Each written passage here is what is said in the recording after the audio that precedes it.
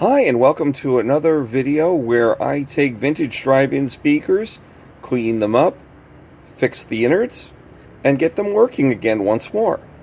On the table today we have this beautiful, pristine, near mint Korop K30 Bullseye unit. I mean, this thing looks like it just came right out of the factory.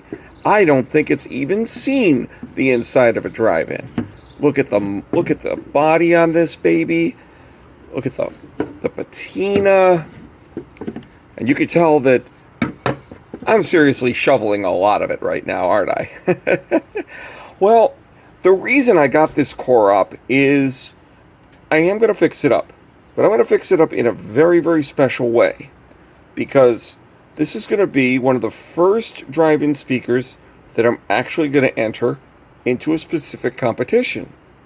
Stick around with me and let's see if I can actually pull a prize out of this beauty, shall we say. Okay, let's crack this thing open, shall we? Let's take a look. Well, look what we got here. Phillips heads. Phillips head screws, which means opening this thing should be a piece of cake. And these look like brand new Phillips heads too, so look at how easily these come out. Which, compared to some of the other videos I've done where I've dealt with Gullmite safety screws and Robertson screws and screws that were bolted in like they were almost part of the metal, this is actually a breeze. Look at this, they're coming out real easy. This one here is a little stubborn. Just needs a couple more twists. There we go. Out you come. Look at that. That's interesting. A little washer there. Or actually a little collet. We'll just save that in the little baggie. I've got a baggie here for parts. I'm just going to start putting these things in the baggie because we do not want anything to vanish or walk away or roll away, because it might be a pain in the neck to find it at some point. Alright, let's crack open this egg. Okay. I can tell right now we're going to need a new speaker wire because this one is a little short. It's also a little stuck. Look at that. It's caught in there on this hinge, and that's going to have to be unscrewed just to get the speaker wire out. How's the speaker itself? Nope. Got a hole in here. Look at that. That's not good. This speaker will need to be replaced. So that's 2/3 of the unit itself. Potentiometer might still be good. I'll have to test it with a multimeter. But what's going to be cool about the potentiometer, on the other side is this knob, and all I have to do is use a tiny little jeweler's flathead screw to take this knob off and put it in the bag, and then use a wrench to loosen up this hex nut and get the potentiometer removed. And I'll do that off camera. I want you to take a look at the side here. This discoloration looks like this was held together with some sort of fabric tape, like duct tape or medical tape or something. I mean, that's probably why there were replacement Phillips screw heads in here. This thing may have been more beat to death than I had thought, but we're not worried about that. Kind of a couple important things to point out. The Korop speaker has this little flap, and it holds the speaker wire in place. So I only turned it just a tad so we don't lose this metal part or the screw. I probably could take it off and put it in the bag, and I may do that later when I'm cleaning the unit. Okay. Oh, and see this little screw? That is all that holds the speaker to the front of the chassis. Without this, that speaker is going to rattle around like a marble in a paint can. Speaker. Yeah. Only thing this speaker is going to be heading for is the trash can. Sorry guys, no good. Here is the knob for the potentiometer. Again, tiny little screw right here. Just had to loosen it just a quarter turn and off this comes. But yeah, this is going to need a little cleaning. Hex nut that goes on the outside of the chassis to hold the potentiometer in. This little collet that goes on the front of the potentiometer, so there's a spacer. And here is what's charitably left of the volume control. I'm going to test this with a multimeter. I'm not really feeling confident, but if I've had to replace, I'm going to have to replace the wire and the speaker. May as well be 0 for 3, worst case scenario. But if that's all that I have to do for this, I'm fine with that. Because the real beauty is not going to be how it sounds, it's going to be how this thing looks. And wait till you see what I've got planned.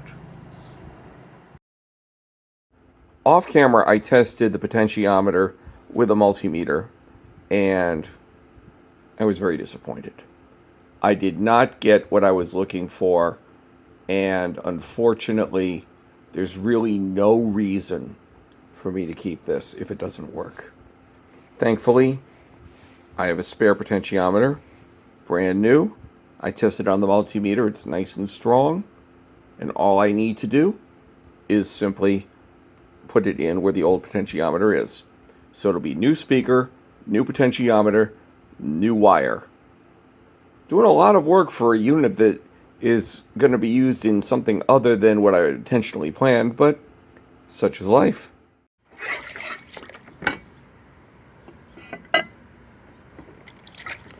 With a little scrubbing and a little elbow grease, these are cleaned up. At least as clean as they're going to get. Still some scuff marks from the tape, but it's cleaned enough that what I want to do with this won't matter. The tape won't matter. So now I'm just going to let these sit in the sunshine to dry, and we're going to move to the next step. Now you're probably wondering what this is, and I shall explain. What you see here is about 100 different fair competition ribbons from the Eastern States Exposition in Springfield, Massachusetts. The Eastern States Exposition, which is also known as the Big E, is a 6-state fair and agricultural exhibition, and it's been running for nearly 200 years. It's extremely popular. It's the September place to go in New England, and this year they're offering a competition called Ribbon Refresh. Now, Ribbon Refresh means you're going to take this batch of ribbons that they send you, and you need to make something out of it. You're only allowed to make something with the ribbons that you see here. You're not allowed to add any other ribbons. You're not allowed to create something that doesn't have ribbons in it. And what's cool about this is almost like if you've ever been or watched the Tournament of Roses parade on New Year's Day, and you see those beautiful floats going down the streets in Pasadena, and they're all covered with thousands and thousands of rose petals and flowers. This is similar to what they're trying to offer. They want to put together their own recycling ribbon refresh challenge.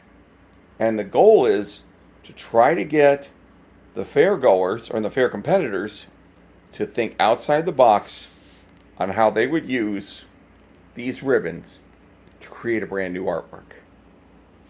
And yeah, you know exactly, now that you know what I've got here, you know exactly where I'm going with this.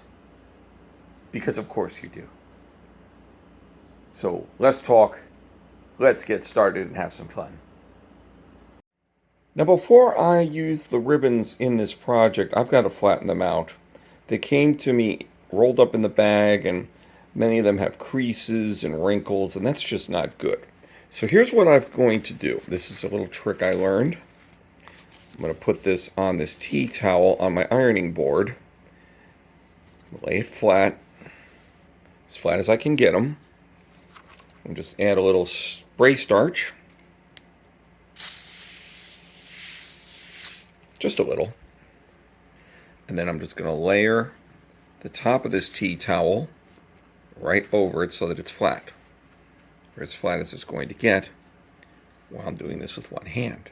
Okay. Just want to make absolutely sure. See, that fold just popped up. I don't want that. I want this to be as flat as possible. Okay. There we go. Just a quick test. Now I have this iron set for nylon, and all I'm going to do is just gently and slowly go over the ribbon and flatten it out. Don't let the iron stop at any one spot or you'll scorch the fabric. And you want it on the lowest setting possible because this is like a polyester ribbon and heat will melt it, and that's not good. Okay, off you come. Look at how flat that is. That is what I'm looking for. Perfect. And I'm doing this on the back side so that I don't scorch or damage any of the printed fabric lettering on the front. Now I found this ribbon mixed in with the rest of the batch, and this actually is going to give me something really good, because you know what I see here in this ribbon? I see the D in England, the R in Eastern, an IV in activity, another E in England, the dash in the 4H, another I in activity, and the N in new. In other words, I can pull the word DriveIn off this ribbon. And wait till you see what I do with it. And there you have it. The word DriveIn, just like I said. I applied the ribbon to the chassis with the use of a polymer compound spray called Super 77. This thing is not coming off without sandpaper and a chisel. I got this on. Let's see how far I can go from here. Now for this ribbon, I'm not really worried about the printing. This is what I want, the string. Because I'm going to take these strings and tie them together. And you'll see what I do with them in the speaker in just a second. As you can see, I found a really good use for all those strings. I threaded them into the grill of the bullseye speaker core of this drive-in speaker. We're looking better. Let's see what I can do next. Now here's something I can use. The petals on this rosette. I trimmed them off, and then I'm going to trim these down. And wait till you see where they're going. Sweet Lord, look what I found. These tiny little ribbons that are participation awards. And I see something here that I can incorporate into the drive-in speaker artwork as well. I'm sure you can see it. Or shall I say, you can E it. So, look at this. I took the folds from the rosettes and I threaded them into the braces on the bullseye speaker. And look at that nice little E right there in the center. So theoretically, I could call this the Big E drive-in speaker, couldn't I? Well, trust me on this, I'm not done yet. Not by a long shot. This is going to be an interesting part of the speaker because I'm covering up all the base metal here, all the aluminum, with ribbon. Now, what I did was I trimmed the ribbon anywhere from 1 inch to 1.5 inches in width. And then what I'm going to do is I'm going to take this liquid stitch and I'm going to coat the area that I want the ribbon to stick to. I don't want it sticking over the grill, so once I paste that into place and let it dry, then I'll use a knife to slice out that part so that it'll be a nice sharp edge and nice and trim. I'll show you how it looks after I finish. I just have to put the camera down and actually do the work. I want you to see this. This is all covered from one side to the other in fair ribbons.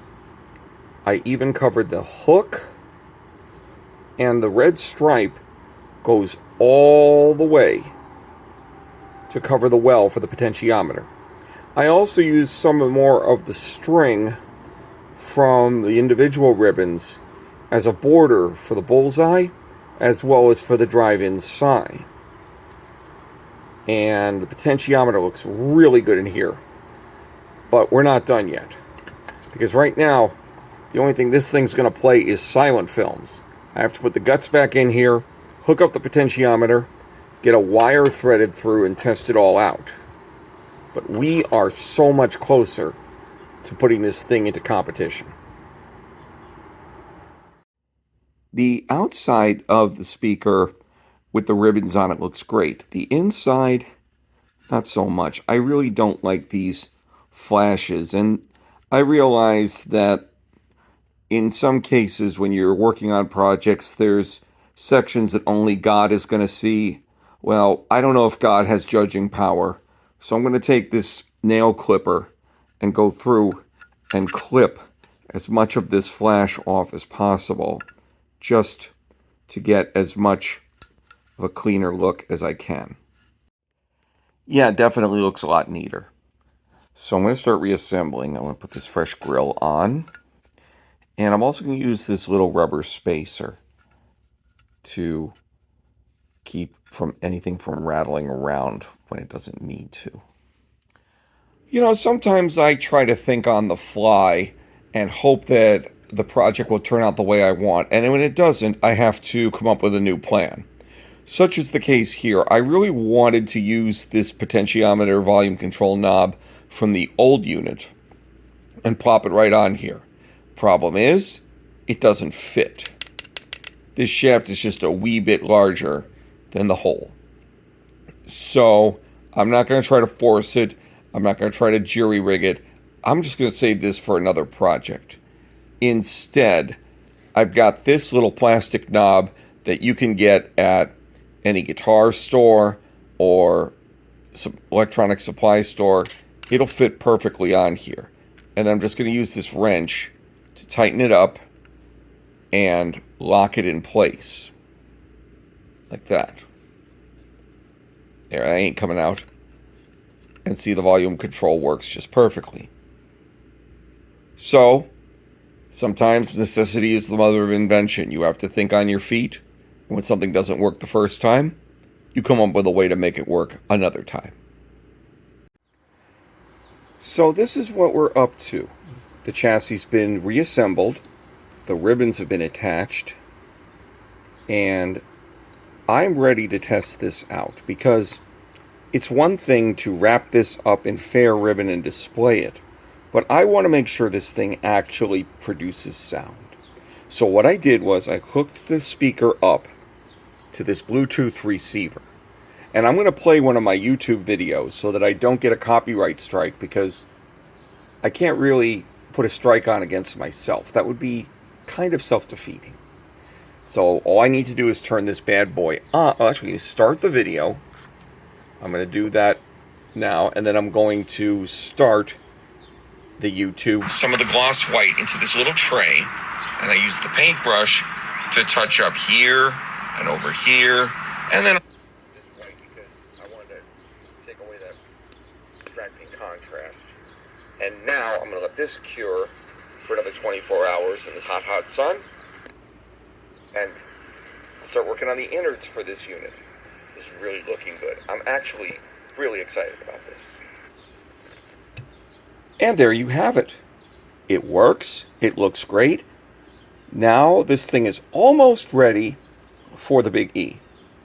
But I need to do one or two more things before I'm ready to take this down to Massachusetts and enter it in competition. Hey, I just want to let you guys know I had a little bit of a crisis of faith. And by crisis of faith, it meant originally I had wired this up like every other drive-in speaker I've done in the past, and at the last minute this morning I said, no, I need to do this better. I need to improve my craft. And in doing so, I tore the guts out of this. I put a brand new speaker that I purchased at the local big box store, and I rewired everything, and I put heat shrink tape on to make sure it would stay put. And I hooked it up to this little old Bluetooth transmitter right here. And the Bluetooth transmitter is hooked up to a USB cord, which is threaded into the back of the chassis. Now I'm going to put some tape down to hold this in place, but I just wanted to show you that this thing works. And I'm going to do that by playing one of my YouTube videos from previous. And here we go.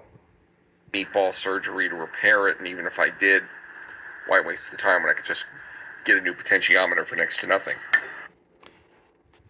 Look at that. This is going to work out absolutely fantastic. Now all I need to do is close the chassis up and get it ready for travel. So here I am at the Eastern States Exposition, the Big E, and I'm here a little early, which is why it doesn't seem so very crowded, but I'm just waiting for the building that houses the drive-in speaker and the Ribbon Refresh competition to open up, and then I can see how it did. Alright, so after wandering around the Big E for God knows how long, I actually found the speaker. And as you can see, that little yellow ribbon right there, that says honorable mention. So, the project, as far as I'm concerned, was a success. Yeah, very much so. So all in all, the speaker project with the ribbon refresh was a success. And once the fair is over, I'll be able to take this back home and probably, in all likelihood, put it up on my Etsy site, which is chuckmillercreatives.etsy.com. And if you want to purchase it there, you can also see some of my other drive-in speakers, photographs, and other projects. Thanks for joining me on this little journey. Talk to you soon.